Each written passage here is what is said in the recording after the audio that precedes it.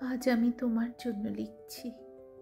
মাঝ রাস্তায় ল্যাম্পপোস্টের অদ্ভুত হলুদ আলোর নিচে দাঁড়িয়ে আমি লিখলাম, চলে যাওয়া যেখানে অনিবার্য, সেখানে মানুষ কি রেখে যায়?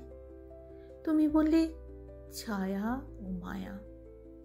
দূরে ট্রেনের হুইসেল, ট্রেন চলে আসছে। আমাকে তার আগেই পৌঁছে যেতে হবে প্ল্যাটফর্মে দ্রুত। তারপর টুক করে উঠে যেতে হবে, চলে যেতে হবে স্টেশন ছাড়িয়ে অন্য কোথাও। আমি তাই মাঝ রাস্তায় দাঁড়িয়েই লিখছি। তোমার জন্য মায়া রেখে ছায়া নিয়ে চলে যাচ্ছি দূরে। ল্যাম্পপোস্টের হলুদ আলোর নিচে আমার ছায়া তখন কাঁপছে। আর তুমি বলছো ও কম্পন নয়, কান্না। কান্না কেন?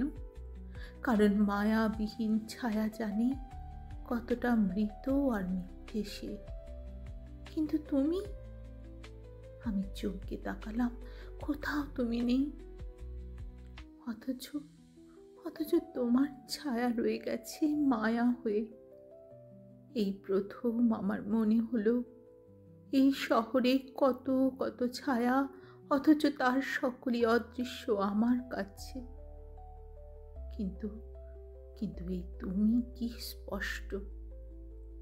আমি চলে যেতে গিয়ে তাই ছায়া বুকে পুষে রাখি মায়ার কাছে।